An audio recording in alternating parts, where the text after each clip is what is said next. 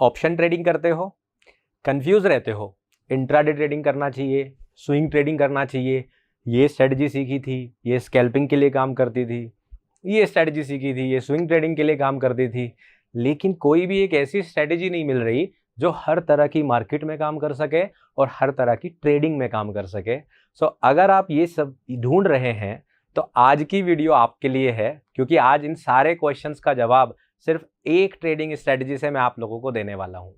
मेरा नाम प्रियांक है और मैं एक सेबी रजिस्टर्ड रिसर्च एनालिस्ट हूं। बाजार के माहिर की टीम ने जब मुझसे कांटेक्ट किया तो उनका सवाल यही था कि सर जो आप स्ट्रेटजी सिखाओगे क्या वो एक ऐसी स्ट्रेटजी हो सकती है जो बुलिश मार्केट में भी काम करे, बेरिश मार्केट में भी काम करे, और अगर मार्केट साइडवेज हो जाए तो भी वो लॉसेस ना कराए। सो मैंने कहा कि ठीक है, मैं एक ऐसी स्ट्रेटजी लेकर आऊँगा जो कि ना सिर्फ मैंने अपने लिए यूज़ की है, ना सिर्फ मैंने उसको वेरीफाई किया है कि वो काम करती है कि नहीं करती है, बल्कि जितने लोगों को मैंने वो सिखाई है वो भी अपने यूट्यूब चैनल पर फ्री में सिखाई है, वो सब लोग भी कमेंट करके कहते हैं कि सर इस स्ट्रेटजी से हमारी एक्यूरेसी 70 से 90% तक आती है।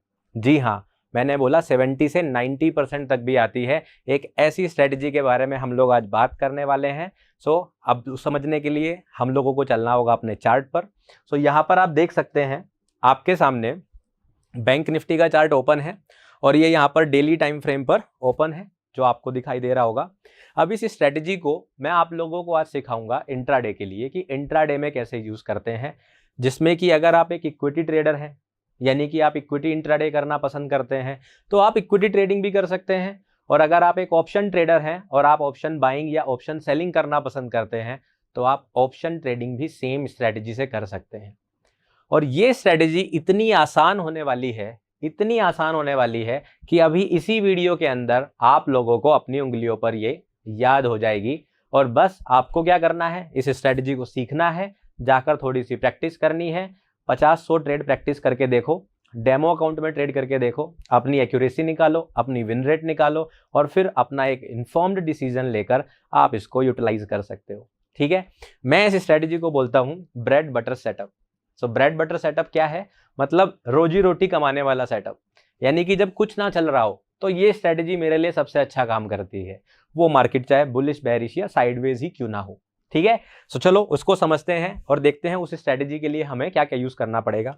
सो अगर हम इंट्राडे की बात कर रहे हैं, अब इंट्राडे डेली चार्ट पर तो कर नहीं सकते, ठीक है, तो हमें छोटे टाइम फ्रेम पर चलना पड़ेगा। और अभी मैं आप लोगों के लिए 1 मिनट का चार्ट ओपन कर दे रहा हूं। ठीक है, हम 1 मिनट के चार्ट से शुरू करेंगे। और ये भी समझिए कि इस स्ट्रेटजी को जब मैं आप लोगों को समझा रहा हूं, सो मैं ये कोशिश करूंगा कि ये स्ट्रेटजी मैं आपको बेसिक से तो सिखाऊं, आपको एग्जाम्पल भी लगभग लाइव मार्केट से ही दिखाऊं, क्योंकि मैं आपको बैक में जाकर नहीं सिखाना चाहता कि मैं बैक में चला जाऊं, पीछे 6 महीने साल भर पुराना चार्ट लेकर आऊं और वहां पर दिखाऊं कि ये स्ट्रेटजी काम करती है। नहीं, मैं आपको आज के ही चार्ट में दिखाऊंगा कि ये स्ट्रेटजी काम करती है कि नहीं करती है। ठीक है, मेरे साथ बने रहिए, इस वीडियो को एंड तक देखिए। आप स्पीड थोड़ी बढ़ा सकते हैं 1.25x, बट बीच में काट काट कर मत देखिएगा, क्योंकि कोई भी पॉइंट अगर आपसे मिस हुआ फिर आपके लिए स्ट्रेटजी वो एक्यूरेसी जनरेट नहीं कर पाएगी जो कि ये करती है बाकी सबके लिए। ठीक है, सो देखो यहां पर मैंने आज 1 मिनट का चार्ट ओपन कर दिया है। आज की तारीख है 8 नवंबर।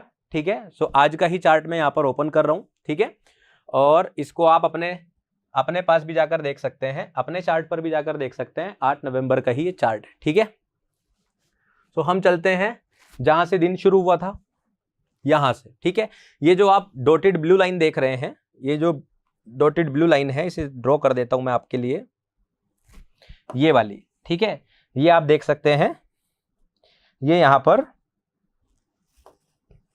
8 तारीख की है। ठीक है, तो आज के चार्ट पर हम देखेंगे, समझेंगे इसी स्ट्रेटजी को। तो सबसे पहले समझाने से पहले मैं आपको इसका बेस बता देता हूं कि इस स्ट्रेटजी के अंदर हमें क्या क्या पता होना चाहिए, कैसे कैसे इसको यूज करते हैं। ठीक है, सो इस स्ट्रेटजी को समझने के लिए हम लोग जो जो चीजें यूज करने वाले हैं, पहले मैं उनको आपके लिए लिख देता हूं। ठीक है, तो सबसे पहली चीज, इस स्ट्रेटजी के लिए हम लोग यूज करेंगे एक इंडिकेटर। ठीक है, सो जो हमारा इंडिकेटर होने वाला है, और सिर्फ एक इंडिकेटर यूज करेंगे, और मैं इंडिकेटर भी वो यूज करने वाला हूं जिसको ज्यादा से ज्यादा लोग जानते हैं। आप भी शायद इसको यूज करना जानते होंगे, इसलिए मैंने सबसे बेसिक इंडिकेटर चुना है, जो कि होता है RSI, ठीक है। तो RSI आप सभी लोग जानते होंगे, रिलेटिव स्ट्रेंथ इंडेक्स, ठीक है। इसके बारे में जो लोग नहीं जानते हैं उन लोगों को थोड़ा शॉर्ट में समझा दूं कि RSI रिलेटिव स्ट्रेंथ को बताता है किस चीज की, जो आपका ट्रेंड होता है प्राइस में। तो मतलब मार्केट अगर ऊपर जा रही है या फिर मार्केट अगर नीचे जा रही है, तो जो ऊपर का ट्रेंड है या फिर नीचे का ट्रेंड है, इस ट्रेंड के अंदर स्ट्रेंथ कितनी है, ताकत कितनी है, ये एक स्ट्रॉन्ग ट्रेंड है या एक वीक ट्रेंड है, इसका जब इंडेक्स निकालते हैं उसको हम बोलते हैं RSI, ठीक है। अगर आपको RSI बिल्कुल नहीं आता, आप बिल्कुल बिगिनर हैं, तो आप लोग मेरे YouTube channel hold with Priyank पर जाकर इस इंडिकेटर को सीख सकते हैं। मैंने इसको पूरा बेसिक से, इसका फॉर्मूला भी कैसे ये निकालते हैं, सब कुछ वहां पर आपको समझाया है।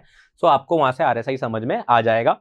लेकिन क्योंकि हमें जो है एक वीडियो के अंदर इस स्ट्रेटजी को समझना है, इसलिए मैं RSI को ज्यादा डिटेल में एक्सप्लेन यहाँ नहीं कर रहा हूँ। एंड आई होप मैक्सिमम लोगों को RSI ऑलरेडी आता होगा, ठीक है। दूसरा चीज हम क्या करेंगे, RSI के अंदर दो कंडीशन होती है, एक होता है ओवरसोल्ड और एक होता है ओवरबॉट, ठीक है। सो वो जो कंडीशन होती है उनको और समझ लेते हैं हम लोग कि वो क्या होते हैं, ठीक है। RSI के अंदर दो लेवल होते हैं, एक होता है 30 का, एक होता है 70 का। तो ऐसा नहीं है, दो ही लेवल होते हैं, 0 से लेके 100 तक इसकी वैल्यू होती है। लेकिन इन दो लेवल को हम लोग बोलते हैं अपने लोअर या अपर बैंड। और जब भी RSI की वैल्यू 30 से कम होती है, मतलब 30 से छोटी होती है, ठीक है। तो जब वैल्यू 30 से छोटी होती है, इसको हम लोग बोलते हैं ओवरसोल्ड। अभी मैं आपको इनके मतलब भी समझाऊंगा और इस इंडिकेटर को भी समझाऊंगा। फिलहाल मैं आपको बता रहा हूं हमें चाहिए क्या क्या होगा, ठीक है। और जब 70 से ज्यादा होती है तब हम इसको बोलते हैं ओवरबॉट, ठीक है। सो ओवरसोल्ड वैल्यू और ओवरबॉट वैल्यू, तो हमें एक इंडिकेटर चाहिए, उसकी इन दो वैल्यू पर हमें फोकस करना है, दैट्स इट। इतना आपको चाहिए। और इसके अलावा आपको चाहिए एक चार्ट, जो कि आप कैंडलस्टिक का चार्ट अपने किसी भी स्टॉक का या फिर इंडेक्स का ओपन करके रखते हैं, दैट्स इट। इनको यूज करके हम ये स्ट्रेटजी आज यूज करने वाले हैं, ठीक है। और वो जो ब्रेड बटर स्ट्रेटजी की मैं बात कर रहा हूं, वो स्ट्रेटजी की हम लोग समझेंगे और उस स्ट्रेटजी का यूज करेंगे। चलो इसको समझा देता हूं आपको अब मैं RSI पर जाकर। सो RSI इंडिकेटर लगाने के लिए आपको क्या करना है, मैं यहां पर यूज कर रहा हूं ट्रेडिंग व्यू को। आप लोग अपना जो भी ब्रोकर यूज करते होंगे उस ब्रोकर में भी आपको ये चार्ट मिल जाएगा। और वहां पर भी आपको इंडिकेटर्स की लिस्ट में ये एक साइन है इंडिकेटर, आपके ब्रोकर में हो सकता है इंडिकेटर्स लिखा होगा, आप यहां पर क्लिक करेंगे और आपके सामने इंडिकेटर्स आ जाएंगे। या फिर आप इस पर क्लिक करके इस तरह से बहुत सारे इंडिकेटर्स आ जाएंगे, यहां पर आप लिख सकते हैं।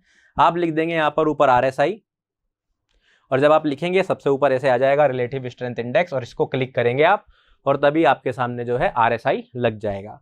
सो मैंने यहाँ पर पहले से ही लगा रखा है इस तरह का एक इंडिकेटर, यानी कि एक और लाइन आपके सामने आ जाएगी। तो मतलब कहने का मतलब ये है, एक तो आपको इस तरह से अपना प्राइस दिखाई देगा और नीचे की तरफ आपको ऐसे एक इंडिकेटर दिखाई देगा, ठीक है। हो सकता है इसके कलर्स अलग हो सकता है इनकी वैल्यूज अलग हो आपके ब्रोकर में जब आप इसको यूज कर रहे हो, और यहाँ पर थोड़ा अलग दिखाई दे, उससे फर्क नहीं पड़ता। क्योंकि देखो कलर तो आपकी पसंद के हैं, आप इसको ब्लू कर लो, आप इसको रेड कर लो, आप इसको ग्रीन कर लो, इट्स योर चॉइस, ठीक है। ये जो डिफॉल्ट कलर आता है मैं वही यूज कर रहा हूँ, ठीक है। जब आप इसको लगाएंगे RSI को, तो इसमें एक और चीज आपको दिखाई देगी अगर आप ट्रेडिंग व्यू पर लगा रहे हो, वो होता है एक मूविंग एवरेज, ठीक है। सो आपको इसमें जो ये एक येलो कलर की लाइन और दिखाई दे रही है, देख पा रहे हो, एक येलो कलर की लाइन और दिख रही है इसमें। ये जो येलो कलर की लाइन होती है इसको हम बोलते हैं RSI के ऊपर बना हुआ मूविंग एवरेज, RSI की वैल्यू से। बट इस स्ट्रेटजी के अंदर हम इस मूविंग एवरेज को यूज नहीं करेंगे। सो जब आप डिफॉल्ट लगाते हैं तो अगर ये आता है तो आप इसको हटा सकते हैं। तो हटाने के लिए क्या करेंगे, इसकी सेटिंग्स में चले जाएंगे, सेटिंग्स आप नाम से भी जा सकते हो, और ये जो RSI बेस्ड एमए है इसे हम अनचेक कर देंगे। जब इसको अनचेक कर देंगे तो यहां पर आपके सामने बचेगा सिर्फ RSI, ठीक है। अब RSI को थोड़ा समझ लेते हैं। सो RSI को समझने के लिए मैंने RSI को पूरे चार्ट के ऊपर कर दिया है, ठीक है। अब इसको समझेंगे हम RSI होता क्या है, कैसे हमने इसे यूज करना है।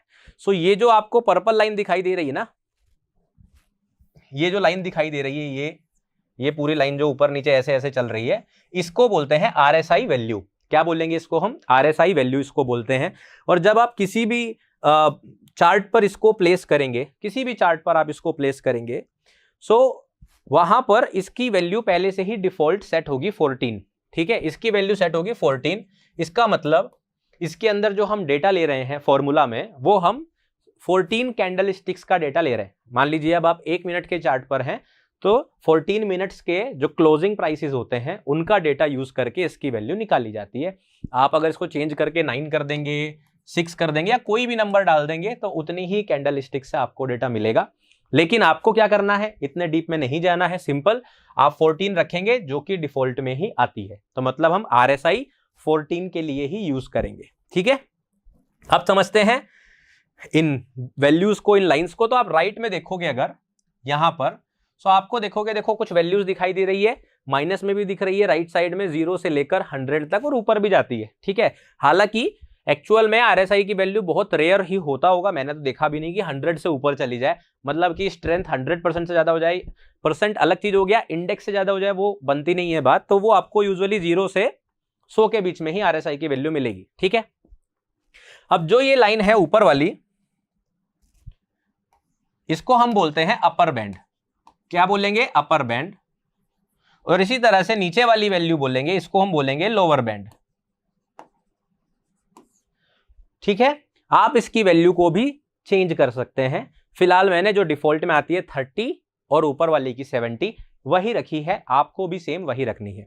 अच्छा देखो, मैं आपको बता दूं, जब मैं ये सारी बातें कर रहा हूं तो हो सकता है कुछ लोगों को वीडियो लगे कि थोड़ी सी टेक्निकल हो रही है, थोड़ी सी बोरिंग जा रही है, लेकिन थोड़े से तो आपको अपने हॉर्सेस जो है वो होल्ड करके रखने पड़ेंगे, क्योंकि जो अच्छी चीज सीखने की है उसमें चुटकुले तो नहीं सुनाए जा सकते, आपको जोक्स तो मैं नहीं सुना सकता। तो थोड़ा सा बस ध्यान दो, बस मुश्किल से 2-3 मिनट का काम और बचा है, आपको बेसिक्स पता चल जाएंगे और सीधा चलेंगे स्ट्रेटजी पर और देखेंगे कि एंट्री, स्टॉप लॉस और टारगेट कैसे सेट करते हैं। ठीक है, ये अपर बैंड समझ में आ गया, ये लोअर बैंड समझ में आ गया। ठीक है, अब आई थिंक आपको RSI के बारे में जितनी वैल्यूज पता होनी चाहिए वो पता चल गई। ये सेंटर वाली लाइन को बोलते हैं मिडिल बैंड, बट आपके ये इस स्ट्रेटजी में कोई खास काम की नहीं है।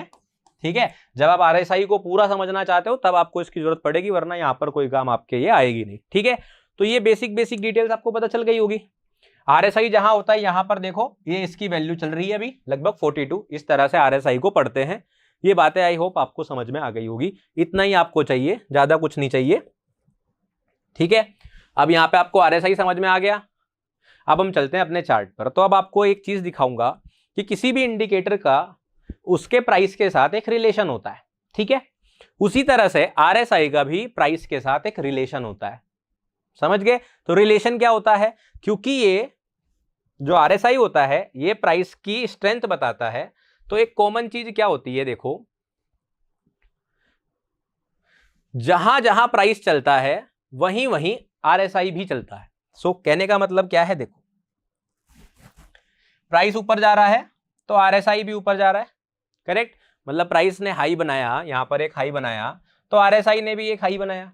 ठीक है, उसके बाद प्राइस ने गिरना शुरू किया, डाउन ट्रेंड शुरू करा, सो आप देखोगे RSI ने भी गिरना शुरू किया। ठीक है, उसके बाद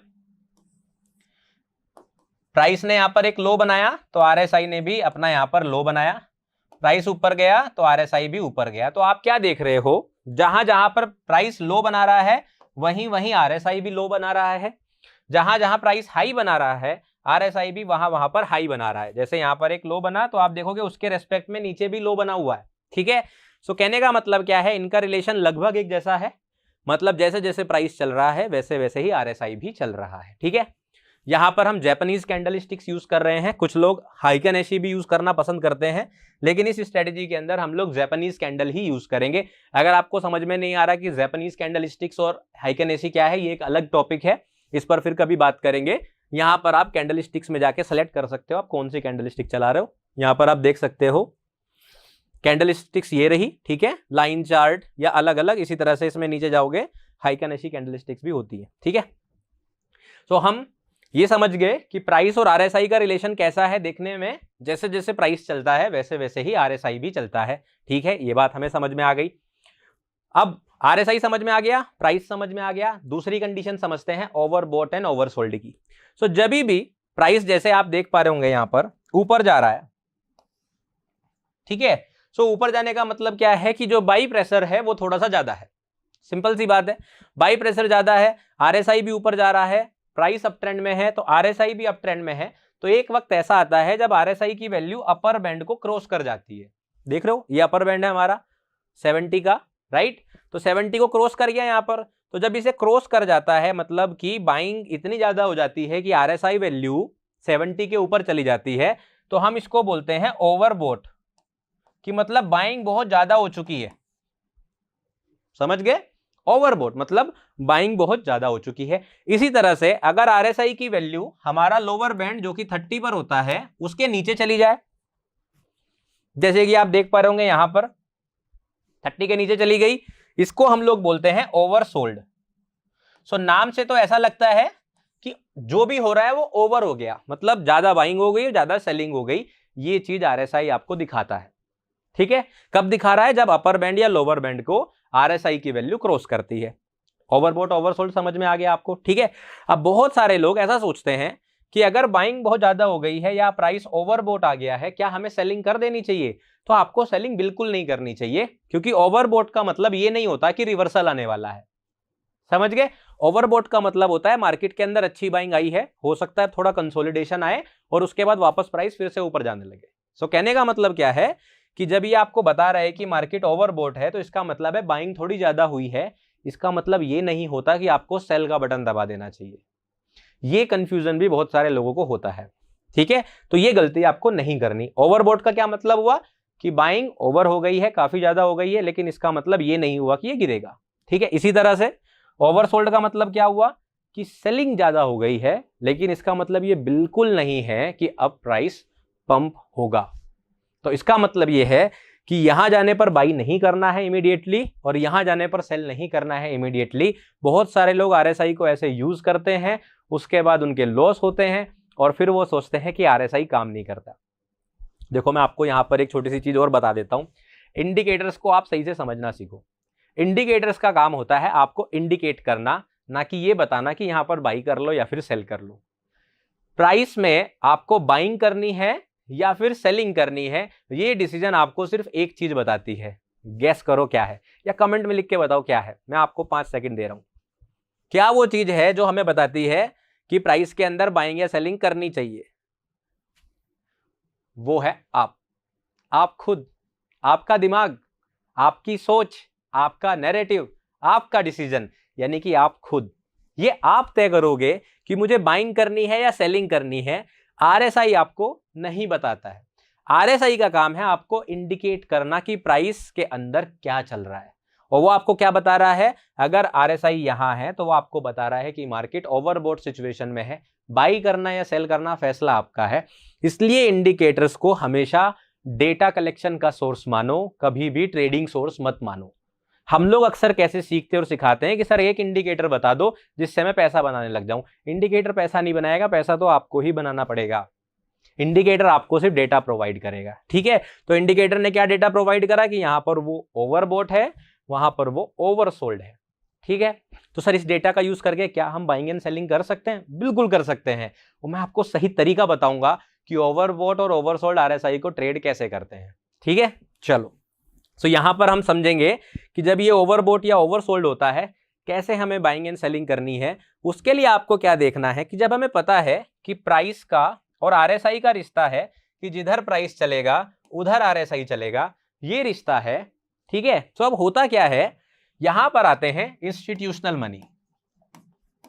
ठीक है, अब ये जो इंस्टीट्यूशनल मनी होती है इनको सेंट्रल बैंक्स भी बोलते हैं बहुत सारे लोग इनको वेल्स बोलते हैं। आजकल क्रिप्टो में बड़ा फेमस है, वेल्स बोलते हैं। कुछ लोग बोलते हैं बड़े लोग। ठीक है, बट एक्चुअली मैं फाइनेंस के टर्म से यूज करूंगा। They are the liquidity provider और द मार्केट मेकर्स। ठीक है, ये लोग होते हैं मार्केट मेकर्स या फिर इंस्टीट्यूशनल मनी। और इंस्टीट्यूशंस कौन होते हैं? बैंक्स हो सकते हैं, कंपनीज हो सकती है, PMS हो सकती है, या फिर कोई बड़ा प्लेयर जिसके पास बहुत सारा पैसा हो वो हो सकते हैं। ठीक है, सो जो इंस्टीट्यूशंस आते हैं वो यूजुअली मैनिपुलेशन में विश्वास करते हैं। वो कहते हैं सब कुछ सही सही चलेगा तो सब लोग पैसे कमा लेंगे।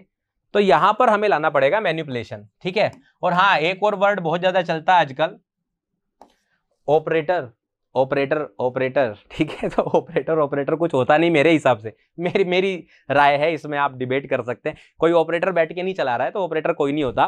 That is actually institutional money. ठीक है, सो वो करते हैं मैनिपुलेट।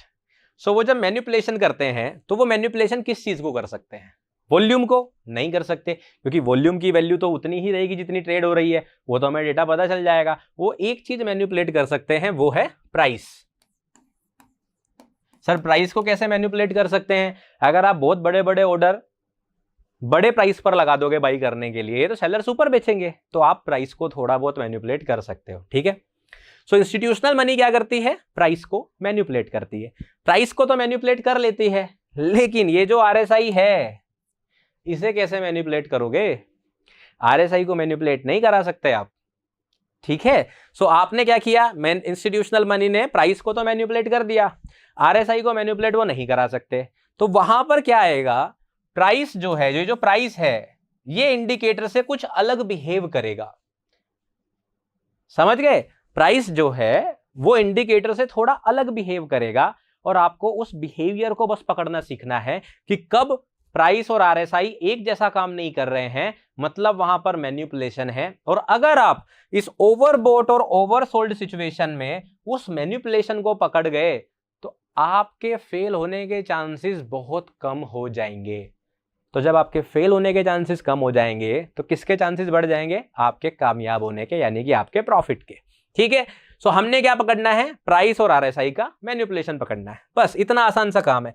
अब ये करेंगे कैसे, इसको मैं अब आप लोगों को सिखाता हूं कि कैसे हम लोग जो है उस मैनिपुलेशन को पकड़ेंगे, ठीक है। सो देखो, होता क्या है कि यूजुअली प्राइस और आरएसआई एक काम करते हुए चलते हैं। जैसा मैं आपको बता रहा था कि जब प्राइस हाई बनाता है, तो आरएसआई या इंडिकेटर भी हाई बनाता है, इस तरह से। ये मान लीजिए आरएसआई है और ये हमारा प्राइस है, सिंपल है। इसी तरह से जब प्राइस लो बनाता है, तो आपका इंडिकेटर भी लो बनाता है। ये एक नॉर्मल फिनोमिना है, ठीक है। तो अब अगर प्राइस और आरएसआई ये काम सिमिलर फॉर्मेट में करना बंद कर दें, तो उनके अंदर मैनिपुलेशन है। वो कैसे कर सकते हैं? वो इस तरह से कर सकते हैं कि अगर मान लीजिए आपका जो प्राइस है वो लगातार हाईज बना रहा है, और जो हाई बना रहा है वो भी वो हायर हाई बना रहा है। हायर मतलब ऊंचा हाई, हाई से भी ऊंचा हाई, ठीक है। मतलब ये 1 2 3 4, मतलब प्राइस जो है लगातार नए हाई बना रहा है और नए ऊंचे लो बना रहा है, ठीक है। Higher highs and higher lows की सीरीज बना रहा है। लेकिन आरएसआई उसी टाइम पर अगर नए हाईज बनाना बंद कर दे, हाई तो बनाएगा, मतलब ऊंचे हाई बनाना बंद कर दे और नीचे हाई बनाना शुरू कर दे, मतलब विद रिस्पेक्ट टू दिस, पहला तो यही बनेगा, सेकंड, थर्ड और फोर्थ इस तरह के जो हाईज हैं, अगर आप ध्यान दोगे ये नीचे की तरफ बन रहे हैं, ये ऊपर की तरफ बन रहे हैं, इसका मतलब कहीं तो मैनिपुलेशन है। अब वो मैनिपुलेशन कहां होगा? आरएसआई में तो होगा नहीं, वो मैनिपुलेशन होगा प्राइस के अंदर। सो प्राइस के अंदर जो ये मैनिपुलेशन आ रहा है, मतलब आरएसआई तो बोल रहा है भाई वीक हो रहा हूं मैं, प्राइस बोल रहा है स्ट्रोंग हो रहा हूं मैं। तो ये जो दोनों के अंदर मैनिपुलेशन आया है, इसको हम लोग बोलते हैं डाइवर्जेंस। क्या बोलते हैं इसको हम? डाइवर्जेंस। डाइवर्जेंस मतलब यानी कि जब प्राइस हायर हाइज बना रहा है, आरएसआई लोअर हाइज बना रहा है। या फिर इसके उल्टा, इसके उल्टा क्या हो सकता है? प्राइस जो है वो लोअर लो बना रहा है, इस तरह से 1 2 3 इस तरह से लोअर लोज बना रहा है, और जो हमारा इंडिकेटर है वो 1 2 3 वो बना रहा है। देखो ये ऊपर जा रहा है और ये नीचे आ रहा है, मतलब प्राइस बना रहा है lower lows, lower highs, lower lows, और जो आरएसआई है वो बना रहा है higher lows, higher highs. So कहने का मतलब क्या है? जब हाइज के बीच में या फिर लोज के बीच में डिफरेंस आ जाए, उसे हम बोलेंगे डाइवर्जेंस, उसे हम बोलेंगे मैनिपुलेशन, उसे हम बोलेंगे कि इंस्टीट्यूशनल मनी जो है, जो मार्केट मेकर्स हैं, वो एक्चुअली में प्राइस को मैनिपुलेट कर रहे हैं, और इंडिकेटर में और प्राइस के बीच में एक डाइवर्जेंस आ गया है। और क्योंकि इंडिकेटर हमारा आरएसआई है, इसको हम बोलेंगे आरएसआई डाइवर्जेंस। कुछ लोग इसको वॉल्यूम के साथ भी ट्रेड करते हैं, तो उसको हम बोलेंगे वॉल्यूम डाइवर्जेंस। कुछ लोग इसको मैकडी के साथ करते हैं, वो बोलेंगे मैकडी डाइवर्जेंस। अब मैकडी बोलोगे सर बर्गर वाला मैकडी नहीं, एमएसीडी, ठीक है, आप इसको जाकर देख सकते हैं, वो भी एक इंडिकेटर होता है। कुछ लोग इसको स्टोकास्टिक एक इंडिकेटर होता है, स्टोकास्टिक आरएसआई एक इंडिकेटर होता है, उनके साथ यूज करते हैं, तो आप उसका डाइवर्जेंस बोलेंगे, ठीक है। ये सारी डिटेल्स मैं आपको कभी फ्यूचर में, अगर मुझे बाजार के माहिर ने मौका दिया, तो ये सारी डिटेल्स भी मैं आपको प्रोवाइड करूंगा चाहो तो आप मेरे यूट्यूब चैनल को भी फॉलो कर सकते हैं, होल्ड विद प्रियांक, वहां पर भी मैं ऐसी वीडियोस बनाता रहता हूं, ठीक है। सो चलो अब बात करते हैं, डाइवर्जेंस समझ में आ गया, ठीक है।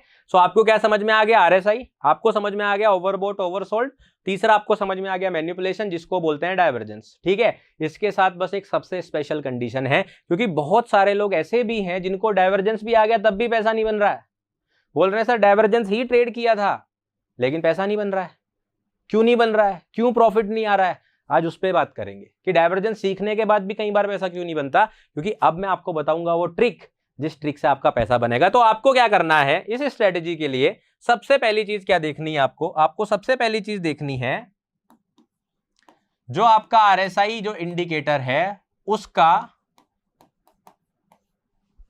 प्राइस की वजह से जो वैल्यू है वो या तो ओवरबोट होनी चाहिए या फिर ओवरसोल्ड होनी चाहिए, पहली कंडीशन।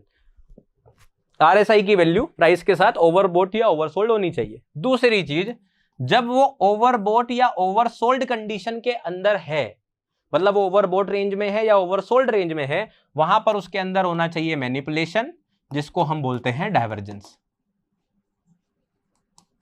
ठीक है। तीसरी कंडीशन क्या है, ये दो कंडीशन चेक करने के बाद ट्रेड नहीं लेनी है, वहीं गड़बड़ हो जाएगी। इसके बाद क्या करना है, इसके बाद करना है मार्केट स्ट्रक्चर शिफ्ट होने का वेट, बस मार्केट स्ट्रक्चर शिफ्ट होने का वेट करना है और उसके बाद आपको ट्रेड लेनी है। एंट्री कैसे होगी, टारगेट कैसे होगी, अब इसके बारे में बात करेंगे।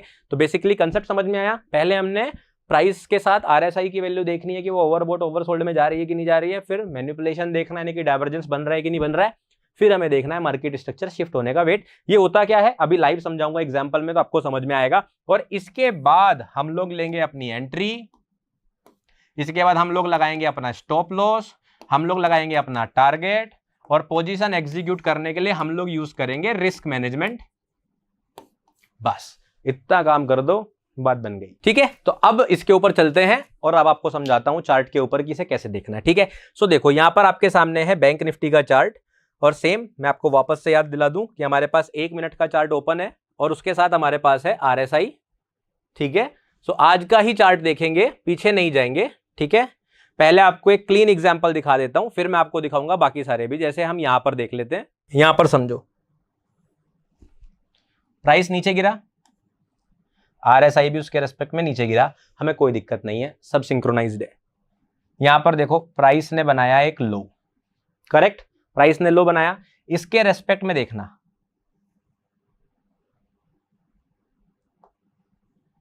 ये एक लो बना हुआ है, करेक्ट, ठीक है। अब इसके बाद प्राइस गया देखो नीचे, ठीक है, मैं थोड़ा क्लियर कर देता हूं। यहां देखो प्राइस गया नीचे, प्राइस नीचे गया, आरएसआई देखना इसके रेस्पेक्ट में,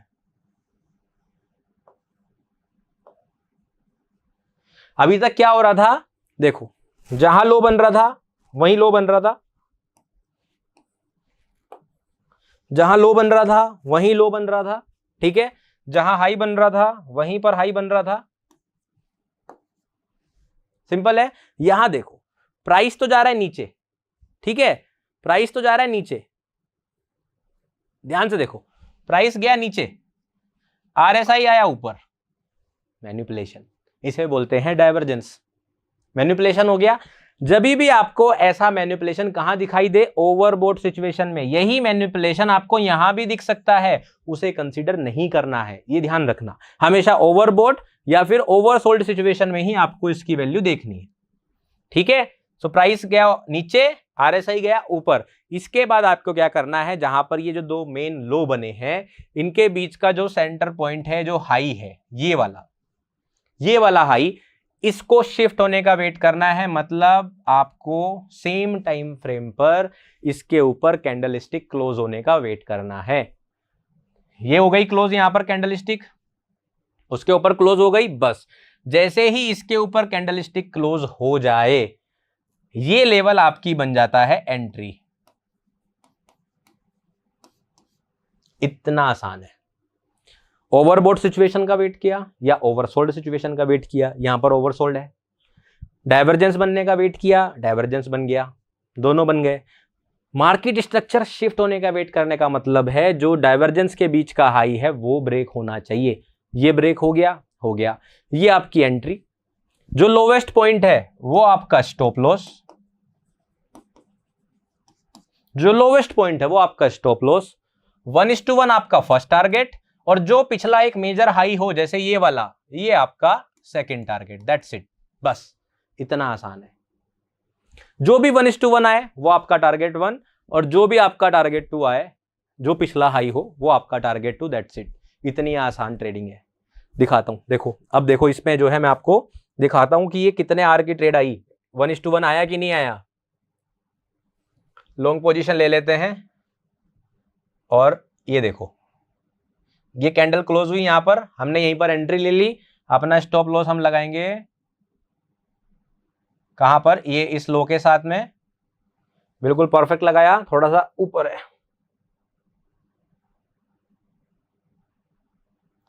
और ये आपका हमारा इसके पास, जरा सा पास में से स्टॉप लॉस लगा लिया। और देखो 1:1 के लिए आपको लगाना है, ये हमारा है 1 पॉइंट, हो गया टारगेट 1। ठीक है, पिछला ही आपका सेकंड टारगेट, ये आ गया 2.14 आपका रिस्क टू रिवॉर्ड। इतना आसान है। ठीक है, एक एग्जांपल जल्दी से बेरिश का भी दिखा देता हूं जो आज ही बना, मुझे अभी दिख गया, ये वाली कंडीशन दिख गई। देखो ओवरबॉट में भी आया, ये भी मैं आपको अभी लाइव दिखा दे रहा हूं। ठीक है, अब आपको क्या करना है, ये ट्रेड हो गई, अब आपको वेट करना है, इस बीच में कुछ नहीं करना है, छेड़ाछाड़ी नहीं करनी। आरएसआई को फिर से ओवरबॉट या ओवरसोल्ड सिचुएशन में जाने दो। अब यहां आए, देखो ये आ गया कहां पर, ओवरबॉट सिचुएशन में आ गया। जब ये ओवरबॉट सिचुएशन में आया तो इसने यहां पर एक हाई बनाया। ठीक है, एक हाई बनाया, जब दूसरा हाई बनाया नीचे बनाया, प्राइस ने भी नीचे बनाया, तो डाइवर्जेंस हुआ? नहीं हुआ भाई, दोनों सेम डायरेक्शन में है तो डाइवर्जेंस हुआ नहीं। तो इस पे हम कुछ नहीं करेंगे, प्राइस को, आरएसआई को जहां जाना है जाने दीजिए, फिर से ओवरबॉट आने का वेट करेंगे। फिर यहां पर देखो, अब सीधा आता हूं मैं आपको अगले एग्जांपल पर, जहां पर प्राइस वापस से ओवरबॉट सिचुएशन में आया। तो यहां देखो, ठीक है, यहां पर देखो प्राइस ने बनाया ये हाई, ये वाला हाई बनाया प्राइस ने, इसके साथ में देखना बिल्कुल सीधी लाइन ड्रॉ कर रहा हूं, सीधी है, लगभग सीधी है। ठीक है, ये वाला हाई बना। ठीक है, इसके बाद प्राइस ने देखो हाई कहां बनाया, ऊपर, लेकिन आरएसआई ने हाई कहां बनाया, नीचे। डाइवर्जेंस दिख गया, प्राइस ऊपर गया, आरएसआई नीचे गया, ओवरबॉट सिचुएशन में है, डाइवर्जेंस बन गया, मैनिपुलेशन मिल गया, दो कंडीशन पूरी हो गई। तीसरी कंडीशन क्या थी, मार्केट स्ट्रक्चर शिफ्ट होने की। ठीक है, मार्केट स्ट्रक्चर शिफ्ट होने का वेट कर लेते हैं।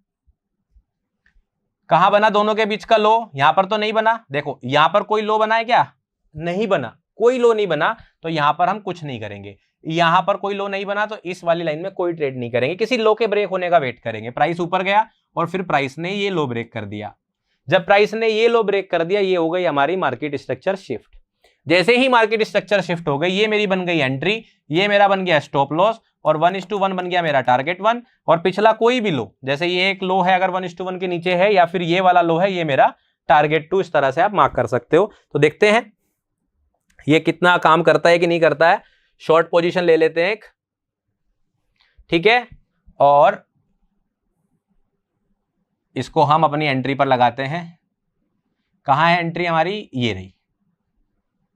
ठीक है, देखो कहां कैसे मैंने ये एंट्री ली, मैं फिर से बता दे रहा हूं। यहां पर एक बार ये स्ट्रक्चर जब ये शिफ्ट हुआ, जब ये कैंडल यहां पर क्लोज हुई, तो आपकी एंट्री हो गई यहां पर, इस जगह पर, समझ गए। ठीक है, इस जगह पर हो गई आपकी एंट्री। अब देखो, तो आरएसआई टूल थोड़ा सा ऊपर कर लेंगे, ये हमारा जो ये पोजीशन वाला टूल है थोड़ा ऊपर कर लेंगे। अभी एडजस्टमेंट नहीं हो रहा, मैं इतना ही चला लेता हूं। थोड़ी लेट ही एंट्री, मान लो आपने थोड़ी लेट एंट्री ली, स्टॉप लॉस रखेंगे इस हाई के ऊपर, हाई के ऊपर स्टॉप लॉस रख दिया। 1:1 हमारा टारगेट रहेगा। नीचे चलते हैं, ये देखो टारगेट कंप्लीट हो गया। ठीक है, उसके बाद नीचे चलेंगे दूसरे लो तक लेकर, ये हमारा टारगेट 2 कंप्लीट हो गया, और इस बार हमें मिले 1.7 आर। ठीक है, आपको ट्रेड मैनेजमेंट कैसे करना है, मान लीजिए आपने यहां पर 4 लॉट से ट्रेड ली थी, तो आप क्या काम करेंगे, अपने फर्स्ट टारगेट पर यानी कि 1:2 पर कम से कम 50% या शुरुआत कर रहे हैं तो कम से कम 70% पोजीशन बुक कर लेंगे। जैसे 4 में से 2 या 3 लोट फर्स्ट टारगेट पर बुक कर लीजिए, 1 लोट छोड़ दीजिए और स्टॉप लॉस को पिछले वाले लो पर या फिर अपनी एंट्री पर कहीं पर भी अपना खिसका लीजिए, जिससे कि आपकी पोजीशन हो जाए रिस्क फ्री और दूसरे टारगेट तक जाने दीजिए और आप इस तरह से पैसा बना सकते हैं। तो ये है इतनी आसान स्ट्रेटजी। अभी मैंने आपको दिखाई 1 मिनट के चार्ट पर, आप इसको 5 मिनट के चार्ट पर यूज कर सकते हैं, 15 मिनट पे यूज कर सकते हैं, 1 घंटे पर, 1 दिन पर, 1 वीक पर, 1 महीने के चार्ट पे भी यूज कर सकते हैं। ऐसा मैं क्यों बोल रहा हूं, क्योंकि टाइम फ्रेम मैटर नहीं करता। प्राइस को नहीं पता वो टाइम फ्रेम क्या है, मैनिपुलेशन हर टाइम फ्रेम पर होता है। इसलिए आप इस स्ट्रेटजी को भी हर एक टाइम फ्रेम के ऊपर यूज कर सकते हैं और इस तरह से एक डाइवर्जेंस जो शायद थोड़ा थोड़ा हमने सीखा था, लेकिन क्योंकि अच्छे से नहीं सीखा था, क्योंकि मार्केट स्ट्रक्चर शिफ्ट होने का हम वेट नहीं करते थे, इसलिए हमें वो रिजल्ट नहीं दे पाता था जो हमें उसको देना चाहिए। समझ पा रहे हो? ठीक है, बस इतनी छोटी सी कंडीशन है, ये 3 कंडीशन फॉलो करनी है और ये स्ट्रेटजी आपको बना के देगी ब्रेड बटर सेटअप। जैसा कि मैंने आपको शुरुआत में बताया था, कुछ 1-2 कंडीशन है जो आप ऐड करेंगे तो बहुत बढ़िया है। जैसे कि RSI डाइवर्जेंस ड्रॉ करते वक्त कभी भी रनिंग कैंडल के ऊपर नहीं करते हैं, हमेशा एक स्विंग हाई या स्विंग लो के ऊपर ही हम लोग अपने डाइवर्जेंस या फिर RSI के डाइवर्जेंस को चेक करते हैं। ठीक है, तो ये थी एक स्ट्रेटजी जो मैंने कोशिश की आप लोगों को जल्दी से जल्दी और सबसे आसान भाषा में समझाने की कोशिश की। आई होप कि जब आप इसको प्रैक्टिस करेंगे तो कमेंट करके मुझे ये जरूर बताना कि आपकी जो विन रेट आ रही है या जो आपकी एक्यूरेसी आ रही है वो 70% क्रॉस कर रही है कि नहीं कर रही है। फिर भी कोई डाउट रह जाता है तो जैसा मैंने आपको बताया, इस स्ट्रेटजी के ऊपर मैंने पूरी 3 वीडियो की पूरी सीरीज अपने चैनल पर डाल रखी है। RSI के ऊपर, डाइवर्जेंस के ऊपर पूरी प्रॉपर डिटेल में मैंने वहां पर एक एक चीज समझाया है और रेगुलर वीडियोस में भी मैं बीच बीच में इसके एग्जाम्पल्स शेयर करता रहता हूं, जिससे कि लोग प्रैक्टिस करते रहें। अगर आप वो प्रैक्टिस करना चाहते हैं तो मेरे साथ आइए, ठीक है। और जो लोग यहां से समझकर प्रैक्टिस करना चाहते हैं वो जाइए, अपने चार्ट को ओपन करिए, प्रैक्टिस करिए और कमेंट में मुझे जरूर बताना कि आपको ये स्ट्रेटजी कैसी लगी और आपकी विन रेट कैसी रही। Thank you so much for watching. This is Priyank Sharma. Thank you so much.